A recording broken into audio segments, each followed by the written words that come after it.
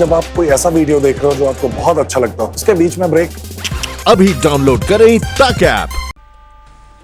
Amphan तूफान और corona से जुड़ी खबरों से पहले इस वक्त की एक बड़ी खबर का रुख करेंगे जो कि अयोध्या से आ रही है। अयोध्या में राम जन्मभूमि परिसर में चल रहे समतलीकरण के दौरान राम जन्मभूमि तीर्थ क्षेत्र ट्रस्ट को कई पुरातात्विक मूर्तियां और खंबे मिले हैं। शिवलिंग भी इस खुदाई में पाए गए हैं। 4 फीट से बड़ा एक शिवलिंग उस हिस्से से मिला है जहां मलबे को हटाने और समतलीकरण का काम चल रहा था। खुदाई के दौरान भारी संख्या में देवी देवताओं की खंडित मूर्तियां और अतिरिक्त 7 ब्लैक टच स्टोन के स्तंभ, 6 रेड सैंडस्टोन के स्तंभ सहित 4 फीट से बड़ा एक शिवलिंग भी इस खुदाई के दौरान मिला है। खुदाई के दौरान देवी देवताओं की कई प्रतिमाएं मिली हैं। तस्वीरें आपके सामने हैं। ये काफी पुरातत्व है और माना यही जा रहा है कि इस तरह की और मूर्तियां भी मिल सकती हैं। पिछले 10 दिनों से श्री राम जन्मभूमि पर मलबे को हटाकर समतलीकरण का काम प्रारंभ किया है। ढांचे के मलबे में दबे हुए काले कसौटी पत्थर के 7 खंबे हमको प्राप्त हुए हैं। इसके अतिरिक्त भी अनेक पत्थर के बलुआ पत्थर के नक्काशीदार अंग हमको मिले हैं और नीचे जाने पर एक शिवलिंग प्राप्त हुआ है जो लगभग 4 फीट 11 इंच लंबा है और जिसकी परिधि 42 इंच की है। ठीक ऐसा ही शिवलिंग कुबेर टीले पर भी लगा मिला है। कुमार अभिषेक हमारे संवाददाता से तमाम जानकारी के साथ हमारे साथ जुड़ गए हैं। कुमार, खुदाई अब भी जारी है या इसे रोक दिया गया है, और जो जितनी भी चीजें वहां पर बरामद हुई हैं, पुरातत्व विभाग का क्या कहना है उसके बारे में?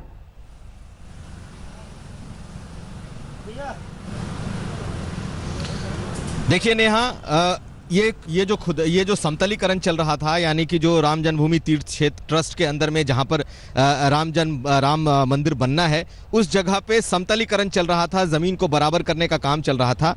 वहीं पर ये खुदाई के दौरान ये तमाम चीज़ें मिली हैं, जिसमें 7 खंभे मिले हैं, black stone, touch black stone के मिले हैं, शिवलिंग मिले हैं। ये तमाम चीज़ें ASI को नहीं बल्कि आर्कियोलॉजिकल सर्वे ऑफ इंडिया को नहीं बल्कि राम जन्मभूमि तीर्थ क्षेत्र ट्रस्ट जो है उसे मिली है। और उसके जो महासचिव हैं चंपत राय, जो कि महामंत्री भी हैं विश्व हिंदू परिषद के, उन्होंने इस बात की जानकारी दी है, बाकायदा उसकी पुष्टि भी की है।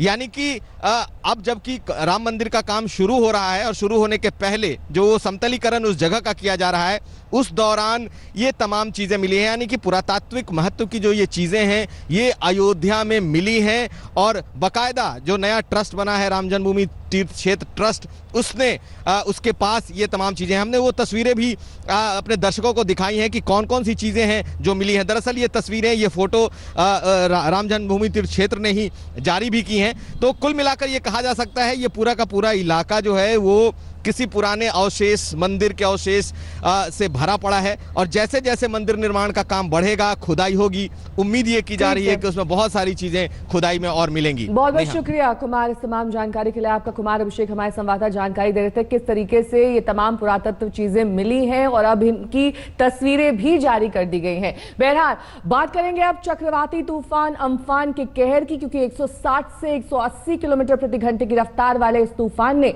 पश्चिम बंगाल और ओडिशा में बड़ी तबाही मचाई है। पश्चिम बंगाल में तो तूफान से 10 से 12 लोगों की मारे जाने की खबर है, जबकि ओडिशा में अब तक 3 लोगों की मौत की खबर है। तूफान इतना तेज था, इतना भीषण था कि पश्चिम बंगाल और ओडिशा में बड़े बड़े पेड़ और बिजली के खंभे उखड़ गए। ज्यादातर मौतें पेड़ के नीचे आने से हुई है। बसों की हालत देखिए, जब पेड़ के तने, पेड़ की शाखाएं इन पर गिरी तो इनका क्या हाल हुआ है। वहीं कई मकान भी ध्वस्त हो गए।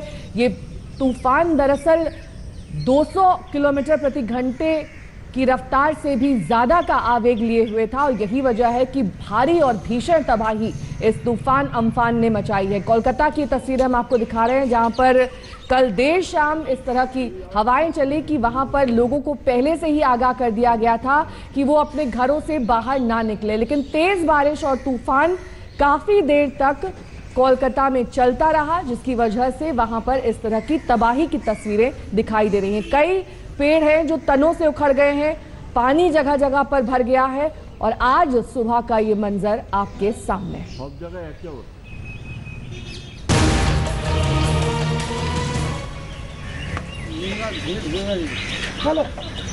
ये कल रात की तस्वीरें हम आपको दिखा रहे हैं जहां पर होर्डिंग्स गिर गए हैं, बिलबोर्ड्स गिर गए हैं, सड़क पर पानी भर गया है।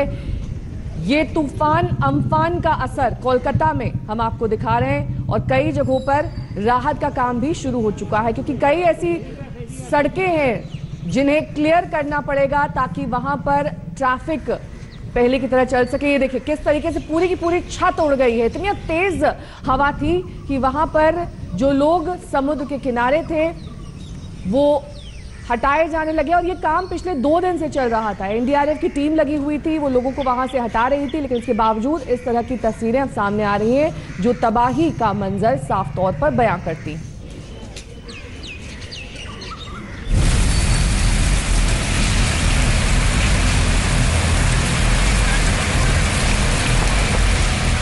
ऐसा अंधड़ बीते कई सालों में न किसी ने देखा न सुना। हवा की रफ्तार ऐसी थी मानो धरती पर जो कुछ भी है सब उखाड़कर उड़ा ले जाने को बेकरार।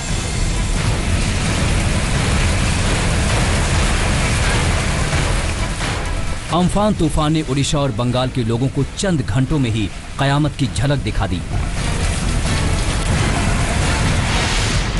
तूफान की रफ्तार जब थमी तो कोलकाता में सब कुछ उलट पुलट हो चुका था।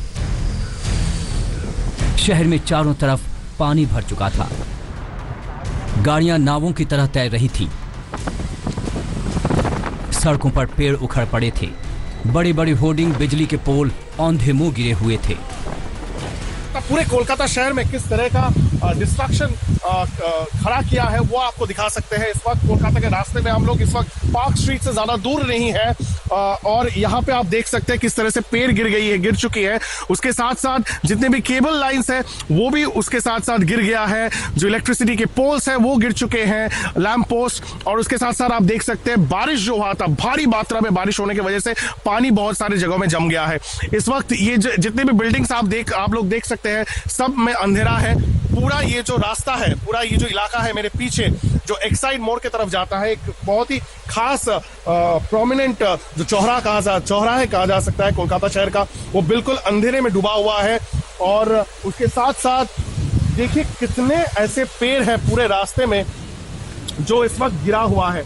और इस तरह का जो सिचुएशन हम देख सकते हैं वो पूरे कोलकाता शहर में इस वक्त दिखाई दे रहा है। बुधवार शाम के वक्त जब तूफान पूरे शबाब पर था, हावड़ा ब्रिज भी इसके आगे नतमस्तक हो चला। आंधी के झोंकों ने पुल को ऊपर से लेकर नीचे तक कुछ इस तरह अपने आगोश में ले लिया कि पुल दिखना ही बंद हो गया। हावड़ा में तूफानी हवाओं के जोर से एक स्कूल की छत देखते ही देखते उड़ गई। इस खौफनाक मंजर को सामने के मकान में रहने वाले एक शख्स ने अपने मोबाइल कैमरे में कैद कर लिया। तबाही का मंजर बंगाल में कई जगहों पर है। तूफान के गुजर जाने के बाद उसके गहरे निशान हर तरफ पसरे हैं। मैं इस समय हूँ दीघा के सी बीच पर, जहाँ पर कई गुना ज्यादा ऊंची लहरें थीं, अब उतनी नहीं है। लेकिन तबाही का मंजर कुछ ऐसा है कि होर्डिंग्स हो या बोर्डिंग्स हो या दुकानों का सामान जो अंदर से पूरी तरह से खत्म हो चुका है।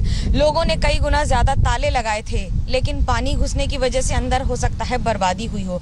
वहीं दूसरी ओर जितना सामान रखा था आसपास बंधा हुआ, उसे भी उड़ाकर तोड़कर लेकर चला गया है। राहत टीमें टूटे पेड़ों को सड़कों से हटाने में जुटी हैं, लेकिन काम खत्म होने का नाम नहीं ले रहा। सड़कों पर पानी भरा होने के चलते राहत काम में और भी मुश्किल आ रही है। ऑलमोस्ट पूरा कोलकाता यहाँ पे जितना भी सेंट्रल है, ये आपका 7 point, AJC Bose road, 4 number, Quest Mall, ये पूरा 7 पॉइंट्स के पास जितने भी पार्क स्ट्रीट, सारे एरिया ब्लॉक्स है, सब ब्लॉक्स है। आप निकलिए ही मत तो ज़्यादा बेटर होगा। पानी की वजह से, तूफान की वजह से, और पेड़ गिर गए हैं रास्तों में। कोई अभी तक सपोर्ट नहीं आया है कि पेड़ साफ कर दे। बर्बादी सिर्फ बाहर नहीं, मकानों के अंदर भी पहुंच चुकी है। निचले इलाकों में तूफानी बरसात का पानी मकानों के अंदर घुस गया, जिसकी वजह से घर का सारा सामान डूब गया। लोग रात भर जैसे तैसे पानी बाहर निकालकर अपने आशियाने को बचाने में लगे रहे। दीघा से मनोज लोईवाल और कोलकाता से इंद्रजीत कुंडू के साथ आज तक ब्यूरो। बंगाल के लोगों के लिए दोहरी मार, एक तरफ कोरोना से जूझ रहे हैं, दूसरी तरफ तूफान से। वहां के लोगों ने काफी अरसे बाद इतनी तेज रफ्तार के तूफान से उनका सामना हुआ है। उड़ीसा में रफ्तार थोड़ी कम रही, लिहाजा तबाही भी कम रही। दोनों राज्यों में 6 लाख से ज्यादा लोगों को पहले ही सुरक्षित इलाकों में पहुंचा दिया गया था। इसके बावजूद 1 दर्जन से ज्यादा लोगों की मौत की खबर है।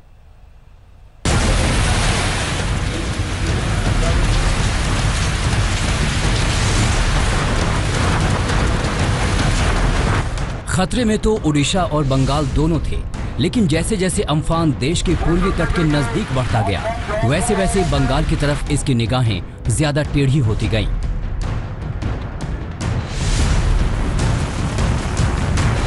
बंगाल में समुद्र तट से टकराने के वक्त तूफान की रफ्तार 180 किलोमीटर प्रति घंटे से ज्यादा पहुंच गई थी, जबकि कई घंटे बाद तक कोलकाता शहर में 130 किलोमीटर प्रति घंटे तक की रफ्तार से हवाएं चल रही थी। अम्फान का सबसे ज्यादा कहर पश्चिम बंगाल के उत्तर 24 परगना, दक्षिणी 24 परगना, मिदनापुर और कोलकाता में रहा। तूफान के टकराने के वक्त दीघा में सीधे खड़े हो पाना भी मुमकिन नहीं था। बता रही हैं कि किस तरह का मंजर है इस समय दीघा में। समुद्र पूरी तरह उफान पर है। लहरों की ऊंचाई करीब 15 से 20 फीट हो रही है, जिसका मतलब है कि 2 तल का मकान भी वो कवर कर चुका है। और ये तेज हवाएं जो आपके लिए खुद अपना इक्विलिब्रियम मेंटेन करने में इतनी बड़ी मुश्किल का सबब बन जाती हैं। पश्चिम बंगाल में तूफान से तबाही कितनी हुई, इसका हिसाब किताब अभी बाकी है, लेकिन सीएम कह रही हैं कि कम से कम 10 से 12 लोग तो तूफान की भेंट चढ़ ही गए। আমাদের ডিএমরা সবাই ফিল্ডে আছেন, পুলিশ থেকে শুরু করে প্রশাসন থেকে শুরু করে বিডিও এসডিও সাধারণ মানুষ সকলে প্রত্যেকটা পঞ্চায়েত থেকে শুরু করে সবাই যা খবর পাচ্ছি তাতে সংখ্যাটা এক্ষুনি বলা যাবে না। ইতিমধ্যে 10-12 জন মৃত্যুর খবর আমাদের কাছে এসে পৌঁছেছে, যারা হয়তো বাড়িতে টিন উড়ে এসছে বা বেশিরভাগই হচ্ছে গাছ পড়ে মারা গেছে। बंगाल के मुकाबले उड़ीसा में तूफान का कहर कुछ कम रहा। यहाँ ज्यादा असर बालासोर, भद्रक और केंद्रपाड़ा में दिखा, लेकिन इन इलाकों में भी हवा की रफ्तार 110 किलोमीटर से ज्यादा नहीं रही। इसके बावजूद उड़ीसा में अभी तक 3 लोगों की मौत की खबर है। We have seen some devastation to large number of trees which have been uprooted and broken. Some of the electricity infrastructure has been damaged. Minor damage to telecom infrastructures we have seen. And then some buildings with asbestos roofs of public agencies have been damaged. Bengal और उड़ीसा में करीब 6.5 लाख लोग पहले ही सुरक्षित निकाले जा चुके थे। तूफान की चपेट में आने वालों की मदद के लिए एनडीआरएफ और अर्धसैनिक बल भी तैनात थे। कई लोगों को अस्पताल भी पहुंचाया गया, लेकिन सभी लोग इतने खुशकिस्मत नहीं रहे। दीघा से मनोज लोईवाल और कोलकाता से इंद्रजीत कुंडू के साथ आज तक ब्यूरो। अब कोरोना से जुड़ा अपडेट आपको बता दें। ताजा आंकड़े जो कि स्वास्थ्य मंत्रालय ने जारी किए हैं, उसके मुताबिक देश भर में कोरोना के कुल केस 1,12,000 के पार पहुंच गए हैं। 1,12,359 केस हैं। 3,435 लोगों की जान गई है। 45,300 मरीज इलाज के बाद ठीक हुए हैं। ये ताजा आंकड़े सुबह 8 बजे तक के हैं। 1,12,359 कुल मामले देश भर में। तो भारत में बेशक कोरोना के केस 1 लाख पार कर गए हो, लेकिन ऐसा नहीं है कि कोरोना के खिलाफ जंग में हमारा देश बहुत फिसल गया हो। कुछ ऐसे भी पहलू हैं जो उम्मीद बंधाते हैं और बताते हैं कि बड़े और विकसित देशों के मुकाबले हम बेहतर स्थिति में हैं।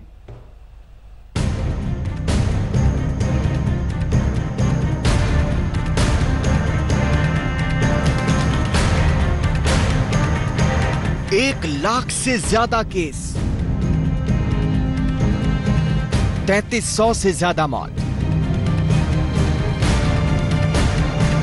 भारत में कोरोना की बढ़ती रफ्तार के ये आंकड़े आपको डरा सकती हैं, लेकिन ये आंकड़े अपने आप में कोरोना के खिलाफ हिंदुस्तान की जंग की पूरी कहानी नहीं कहते। सरकार की माने तो कोरोना केस 1 लाख पार करने के बावजूद इस महामारी के खिलाफ भारत की जंग सही रास्ते पर है। Relatively, we were able to manage the situation well so far, though the challenge still continues. कामयाबी के इस दावे के पीछे आखिर क्या बात है? आइए आंकड़ों के जरिए ही इसकी पड़ताल करते हैं। सरकार के मुताबिक फिलहाल दुनिया में प्रति 1 लाख की आबादी पर 62 कोरोना केस हैं, जबकि भारत में आंकड़ा 7.9 का है। दुनिया में कोरोना से 1 लाख की आबादी पर मौत की दर 4.2% रही है, जबकि भारत में ये दर 0.2% है। मॉर्टेलिटी पर लाख पॉपुलेशन को एनालाइज करें तो ओवरऑल हम देखते हैं कि जहां 4.2 पीपल पर lakh population across the world they have died because of covid, India में उसका स्टेटस अब करीब 0.2 केसेस डेथ्स रिपोर्टेड पर लाख पॉपुलेशन है। आंकड़े की थोड़ी और पड़ताल करने पर कई और चौंकाने वाली जानकारी सामने आती है। कोरोना से सबसे ज्यादा प्रभावित 9 देशों में 2 लाख से ज्यादा केस सामने आए हैं। 7 देशों में तो 10,000 लोग कोरोना से जान गंवा चुके हैं। अगर कोरोना से सबसे ज्यादा प्रभावित 15 देशों को देखें तो उनकी आबादी 142.6 करोड़ है, लेकिन वहां 36.45 केस हैं और 2.73 लाख मौतें हुई हैं, जबकि 135 करोड़ की आबादी वाले भारत में इनसे काफी कम 1.06 लाख केस और 3303 मौतें हुई हैं।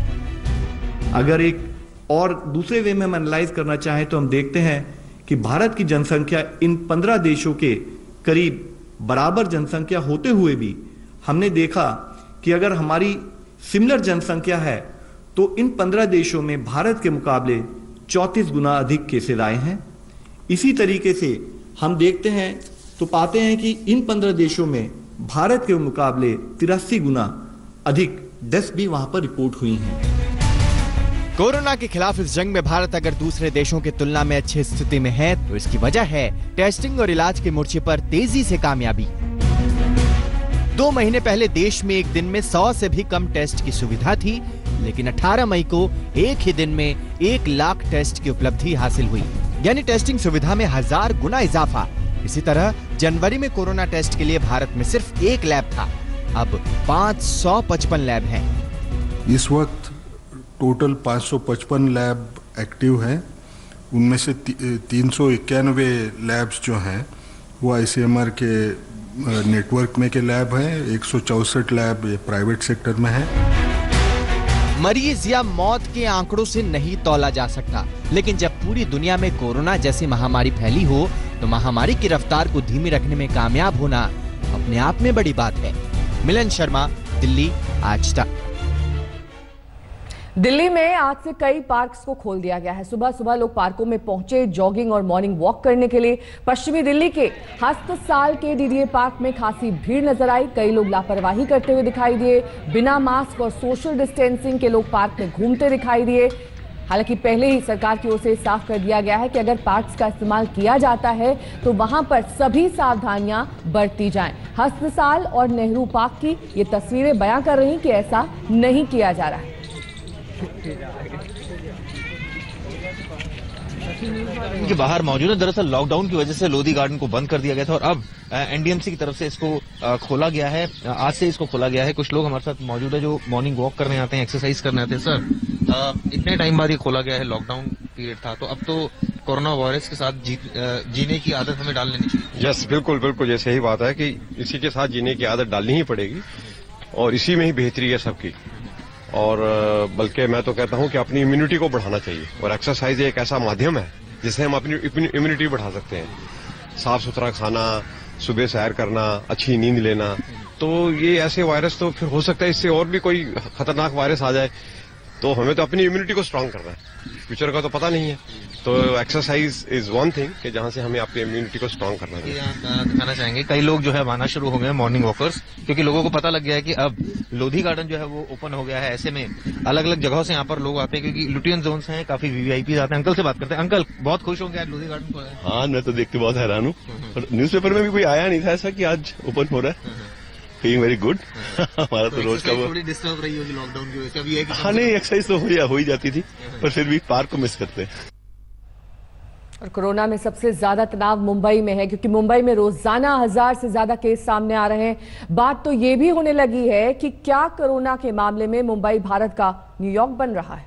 आमतौर पर किसी शहर में ऐसा मंजर तब दिखता है जब कानून व्यवस्था का गंभीर संकट खड़ा हो गया हो,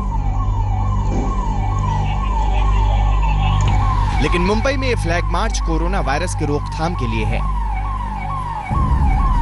लोगों को इस बात की ताकीद करने के लिए है कि लॉकडाउन की लक्ष्मण रेखा न लांघे और कोरोना से खुद को बचा कर रखें।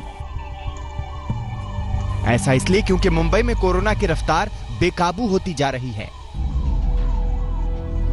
मुंबई में कल फिर कोरोना के 1372 नए केस सामने आए। इस तरह अब यहां कोरोना केस की संख्या बढ़कर 24,118 हो गई है। कल एक ही दिन में मुंबई में कोरोना से 41 लोगों की मौत हो गई। अब तक 841 लोग मुंबई में कोरोना से जान गंवा चुके हैं।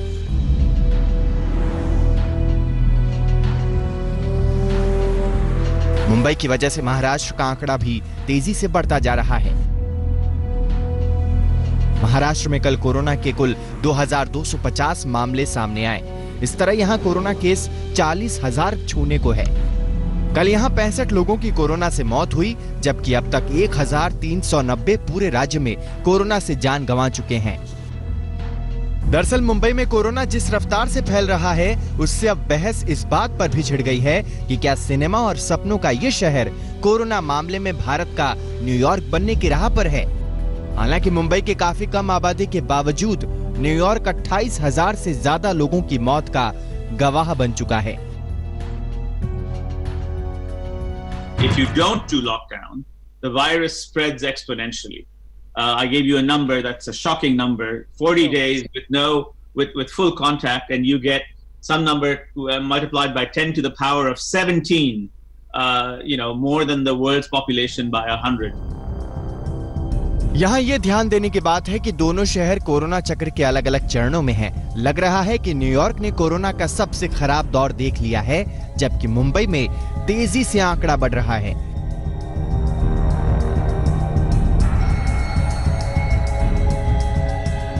सौरभ वक्तानिया के साथ पंकज उपाध्याय, मुंबई आज तक। लखनऊ में आज से सैलून की दुकानें भी खोली जा रही हैं। इन्हें कई शर्तों के साथ काम करने की मंजूरी दी गई है। वहीं दिल्ली से सटे नोएडा में भी आज से बाजार में सारी दुकानें खुलेंगी, लेकिन 50-50 फॉर्मूले के साथ। लखनऊ में करीब 2 महीने बाद आज सैलून खुलने की तैयारी है। वैसे तो उत्तर प्रदेश में 18 मई की रात को ही आदेश जारी करके सभी दुकानें खोलने की अनुमति दी जा चुकी थी, लेकिन लखनऊ के सैलून और पार्लर मालिकों के लिए अलग से आदेश जारी किया गया कि 21 मई यानी आज से वो भी काम शुरू कर सकते हैं।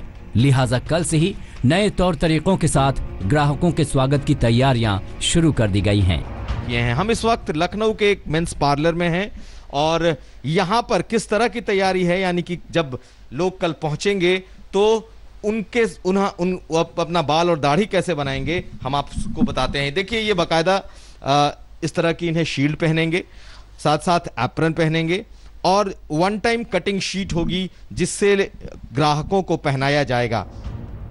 सैलून के लिए कुछ खास शर्तें रखी गई हैं, जैसे कि एक बार में एक ही शख्स सैलून के अंदर जा सकता है। सैलून मालिकों को सभी ग्राहकों के नाम और फोन नंबर का रिकॉर्ड रखना होगा और सैनिटाइजेशन का पूरा ध्यान रखना होगा। वहीं नोएडा में भी जरूरी सामानों के अलावा बाकी दुकानें खोलने को लेकर असमंजस था। जब पूरी दुनिया में वायरस ने कोहराम मचा रखा है, तो फिर दवाएं ही उम्मीदों का सूरज बनकर एक रोशनी की तरह दिखाई देती हैं। भारत में अलग अलग वैक्सीन पर काम चल रहा है, लेकिन इस बीच आयुर्वेद की औषधियां भी रिसर्च और ट्रायल का केंद्र हैं।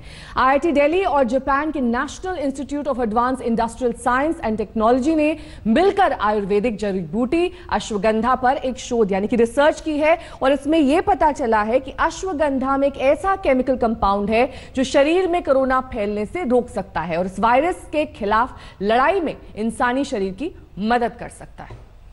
पूरी दुनिया में किसी न किसी तरीके से कोरोना को खत्म करने वाली या उससे बचाने वाली दवा बनाने की कोशिशें हो रही हैं। इसी दिशा में IIT दिल्ली और जापान के national institute of advance industrial science and technology ने मिलकर एक शोध किया है और ये शोध आयुर्वेदिक जड़ी बूटी अश्वगंधा पर हुआ है। एक शोध के मुताबिक भारत में औषधीय गुणों की खान कही जाने वाली अश्वगंधा कोरोना संक्रमण के खिलाफ एक बहुत असरदार दवा बन सकती है। अश्वगंधा के एक केमिकल कंपाउंड विथानोन में एक क्षमता है कि वो कोरोना वायरस के रेप्लिकेशन यानी वायरस की अपनी डुप्लीकेट बनाने की प्रक्रिया को रोक सकता है। इसके साथ ही मधुमक्खी के छत्ते के अंदर भी एक केमिकल कंपाउंड CAPE का पता लगा है जो इंसान के शरीर में कोरोना वायरस की गतिविधि पर लगाम लगा सकता है। अश्वगंधा में क्या ऐसा मिला है जिसको लेकर हम इतना उत्साहित हों कोरोना के इलाज को लेकर? Ashwagandha is a very well-known kind of an agent in India. In Ayurveda, people have been using that, but nobody has tried it for the the COVID. So now these people have started doing those tests specifically, and now they have found that it's also very effective, for the COVID immunity and COVID treatment. फिलहाल इस study की समीक्षा हो रही है और जल्द ही इसे प्रकाशित किया जा सकता है। दूसरी तरफ CSIR और आयुष मंत्रालय मिलकर पहले से ही कुछ ऐसे आयुर्वेदिक कॉम्बिनेशन पर काम कर रहे हैं के खिलाफ लड़ाई में मरीजों की इम्यूनिटी बढ़ाकर उन्हें आराम दे सकते हैं। और इस कॉम्बिनेशन में जो 4 औषधियां हैं उनमें से एक अश्वगंधा भी है। ये आयुर्वेद और आधुनिक विज्ञान का संगम है। ये हमारे लिए बहुत गर्व की बात है क्योंकि सभी लोगों का मानना है कि हमारे देश की जो परंपरा है, बहुत महत्वपूर्ण परंपरा है, उसमें से आयुर्वेद एक बहुत गर्व की चीज़ है हमारे लिए। लेकिन आयुर्वेद को आधुनिक विज्ञान की ओर से उसकी परिचालना करना या उसका रिसर्च करके देखना कि सही में काम करता है नहीं करता है, आज तक ऐसा सिस्टमेटिक एफर्ट जो नहीं हुआ था। आयुर्वेद में अश्वगंधा का बड़ा महत्व है। अश्वगंधा ब्लड शुगर को कम करता है और इसमें कैंसर को रोकने वाली क्षमताएं हो सकती हैं। ये तनाव और चिंता को कम करता है। ये डिप्रेशन के लक्षणों को कम कर सकता है। इससे मांसपेशियों की शक्ति बढ़ती है और अश्वगंधा शरीर में कोलेस्ट्रॉल और ट्राइग्लिसराइड्स का लेवल भी कम करता है। अश्वगंध है उसका आप ये देखेंगे कि इसका शरीर के अंदर जॉइंट्स के अंदर दर्दों में भी होती है, इम्यूनिटी, शरीर की इम्यूनिटी को बूस्ट करता है। और नागौरी अश्वगंध जो कि राजस्थान में पाई जाती है और बहुत मशहूर है और इस पे सब वैद्य समाज सब लोग इसको इस्तेमाल करते हैं। बच्चों में भी इसका बहुत फायदा देखा गया है। इस समय कोरोना मरीजों के अलग अलग लक्षण उसकी गंभीरता के हिसाब से अलग अलग बीमारियों के इलाज में इस्तेमाल होने वाली दवाओं पर प्रयोग हो रहा है। ऐसे में आयुर्वेदिक औषधियां एक नई दिशा दिखा सकती हैं। जब से कोरोना की ये महामारी आई है तब से IIT लगातार बढ़ चढ़कर इस बीमारी से लड़ने में अपना योगदान दे रहा है। टेस्ट किट्स हो गए, PPE हो गई, इन सारी चीजों के साथ अब दवाओं के क्षेत्र में विस्तार लेते हुए अश्वगंधा को लेकर एक महत्वपूर्ण जानकारी दी गई है जिसमें जापान की भी एक संस्था के साथ इनकी साझेदारी है। देखना है क्या उस दिशा में आगे बढ़ते हुए कोरोना की दवाई जल्द हमारे बीच आ सकती है। कैमरा पर्सन सैयद मोहसिन के साथ श्वेता सिंह, दिल्ली, आज तक।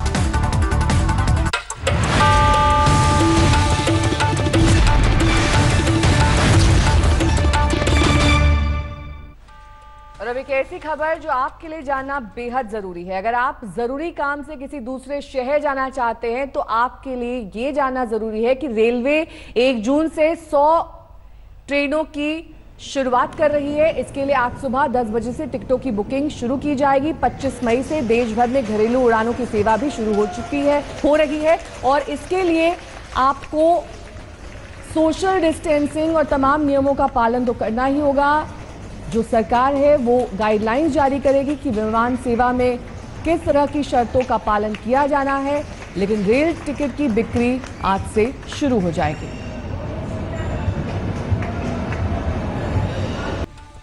रांची के तमाड़ थाना इलाके में मजदूरों से भरी एक बस पलट गई। हादसे में 10 मजदूर घायल हो गए हैं। ये बस दरअसल तमिलनाडु से मोतिहारी लौट रही थी। सभी मजदूर तमिलनाडु से बस लेकर आ रहे थे। बस में ड्राइवर समेत 11 लोग सवार थे। 3 दिन लगातार चलने से ड्राइवर की आंख लग गई, जिससे बस पर नियंत्रण उसने खो दिया और ये बस गड्ढे में जा गिरी। नमस्कार, मैं हूं अंजना ओम कश्यप। हमें उम्मीद है ये वीडियो आपको पसंद आया होगा। लेटेस्ट खबरों के लिए यूं ही देखते रहिए आज तक और इस वीडियो के पसंद आने पर लाइक, शेयर एंड सब्सक्राइब करना ना भूलें।